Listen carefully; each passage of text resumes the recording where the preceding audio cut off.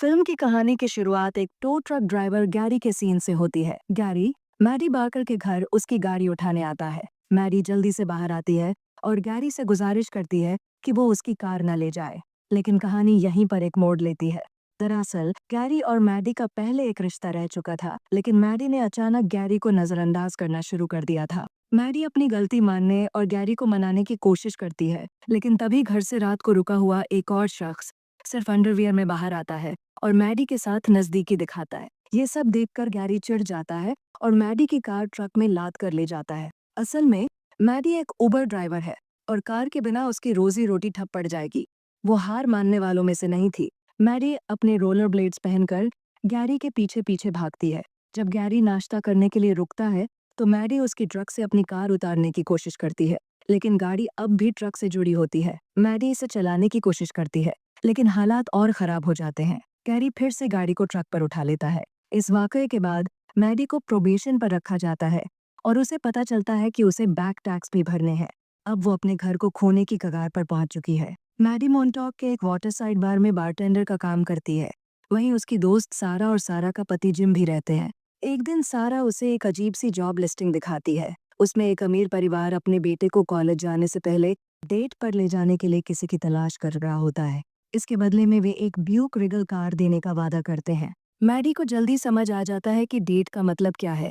असल में ये शारीरिक संबंध के लिए है, मगर मैडी के पास और कोई चारा नहीं था। उसे लगता है कि अमीरों से फायदा उठाना गलत नहीं है, क्योंकि वो पहले ही उसका घर छीनने वाले हैं। मैडी उस परिवार बेकर फैमिली से मिलने जाती है।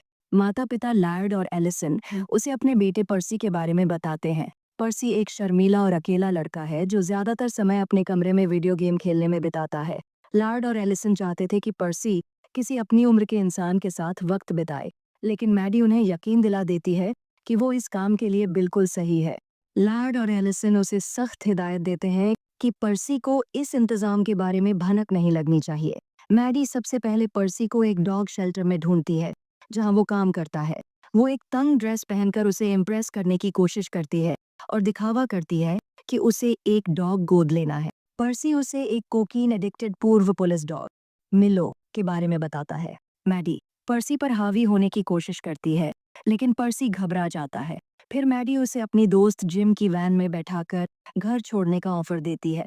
घर पहुंचते ही पर्सी अचानक मिर्च स्प्रे निकालकर मैडी पर छिड़क देता है। मैडी दर्द से चिल्लाती है और उसे समझाने की कोशिश करती है कि वो सिर्फ उसे आकर्षक समझती है, लेकिन पर्सी साफ कहता है कि उसे सिर्फ एक प्रॉपर डेट चाहिए। मैडी पर्सी को बाहर ले जाती है, जहां वो उसे एक लॉन्ग आइलैंड आइस टी मंगवाती है। पर्सी को ये बिल्कुल पसंद नहीं आता। बार में अचानक मैडी का एक्स बॉयफ्रेंड ट्रैविस आ जाता है।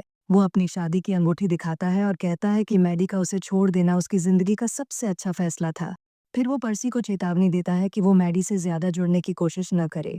एक दिन मैडी और पर्सी समुंदर किनारे गए। मैडी ने पर्सी से पानी में चलने को कहा। पर्सी पहले थोड़ा हिचकिचाया, लेकिन मैडी के जिद करने पर मान गया। दोनों पानी में उतर गए। तभी तीन नशे में धुत लड़के वहां आ गए और उनके कपड़े, पर्स, फोन और गाड़ी की चाबी चुरा ली। अब मैडी ने बिना डरे पानी से बाहर निकलकर उन तीनों से भिड़ाई कर डाली। लड़ाई के बाद उसने अपना सारा सामान वापस ले लिया। पर्सी पानी में खड़ा ये सब देखता रहा। जब मैडी वापस पानी में आई तो पर्सी ने कहा, तुम्हारे अंदर कुछ तो गड़बड़ है। मैडी को गुस्सा आ गया। उसने पर्सी को वहीं छोड़ दिया और गाड़ी में जाकर बैठ गई।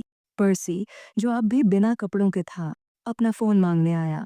मैडी ने फोन देने से मना कर दिया। गुस्से में पर्सी गाड़ी के बोनट पर चढ़ गया। मैडी ने गाड़ी चला दी और पर्सी बोनट पर लटका रहा। इस बीच पुलिस उनका पीछा करने लगी। मैडी डर गई कि अगर पकड़ी गई तो उसका लाइसेंस छिन जाएगा। उसने गाड़ी को तेज चलाया और रेलवे ट्रैक पार कर पुलिस को चकमा दे दिया।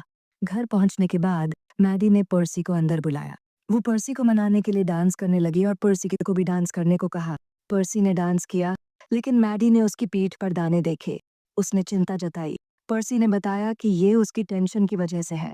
मैडी ने उसकी पीठ पर लोशन लगाया और पर्सी से उसकी जिंदगी की बातें पूछी। पर्सी ने बताया कि बचपन में लोग उसका मजाक उड़ाते थे क्योंकि वो अपने माँ बाप के कमरे में सोता था। मैडी ने भी अपने बचपन की एक शर्मनाक कहानी पर्सी से साझा की। थोड़े दिन बाद मैडी का पुराना दोस्त डग उसके घर आया। वो रियल एस्टेट एजेंट था और मैडी का घर खरीदने का ऑफर लेकर आया। मैडी ने मना कर दिया। वो घर बचाने का प्लान बना रही थी। पर्सी ने मैडी को असली डेट पर चलने को कहा। मैडी मान गई। दोनों एक आर्केड में गए, वहां गेम्स खेले और खूब मजे किए। फिर एक लाइट हाउस गए, जहां पर्सी ने मैडी को किस करने को कहा। मैडी ने ऑकवर्ड तरीके से किस किया। पर्सी ने बताया कि वो हमेशा मॉन्टॉक में समय बिताता था क्योंकि उसकी माँ वहीं रहती थी। इसके बाद दोनों एक फैंसी रेस्टोरेंट गए। वहां पर्सी ने पियानो पर मैन ईटर गाना बजाया, जिससे लोग उसकी तारीफ करने लगे। वहां पर्सी को नैटली नाम की लड़की मिली। उसने पर्सी को प्रिंसटन बाउंड पार्टी के लिए बुलाया। मैडी ने रोकने की कोशिश की, लेकिन पर्सी पार्टी में चला गया। पार्टी में पर्सी बीमार हो गया क्योंकि उसने शराब और दर्द की गोली एक साथ ले ली थी। मैडी ने उसे बचाने के लिए उल्टी कराई। पार्टी के बाद पर्सी ने मैडी से कहा कि वो उसके साथ शारीरिक संबंध बनाना चाहता है, लेकिन मैडी ने मना कर दिया क्योंकि पर्सी नशे में था। पर्सी ने अपने माँ बाप को बताया कि वो प्रिंसटन नहीं जाएगा क्योंकि वो मैडी के पास रहना चाहता है। पर्सी के पिता लेयर्ड ने मैडी से कहा कि वो पर्सी को मना ले और बदले में उसे गार्ड वैसे ही दे देंगे। पर्सी ने ये बात सुन ली और नाराज हो गया। गुस्से में पर्सी ने अपने दोस्त क्रिस्पिन के साथ मिलकर गाड़ी को जंगल में ले जाकर बर्बाद कर दिया। फिर उसने मैडी से कहा कि उसे सब कुछ पता चल गया है और अब वो उसे कभी नहीं देखना चाहता। मैडी ने घर बेचने का फैसला कर लिया। उसने अपने दोस्तों को बताया कि वो कैलिफोर्निया जाने की सोच रही है, लेकिन जब उसे पता चला कि पर्सी प्रिंसटन के मिक्सर में है, तो वो उससे मिलने गई। पर्सी ने उसे बात करने से मना कर दिया। इस बार मैडी गाड़ी के बोनट पर चढ़ गई। पर्सी गाड़ी चलाकर उसे समुद्र तक ले गया। वहीं दोनों ने माफी मांगी और सुलह कर ली। आखिरकार पर्सी प्रिंसटन चला गया और मैडी कैलिफोर्निया। जाने से पहले मैडी ने उसे दिखाया कि उसने माइलो को गोद ले लिया है। दोनों खुशी खुशी एक दूसरे को अलविदा कहकर अपनी अपनी नई जिंदगियों की ओर बढ़ गए।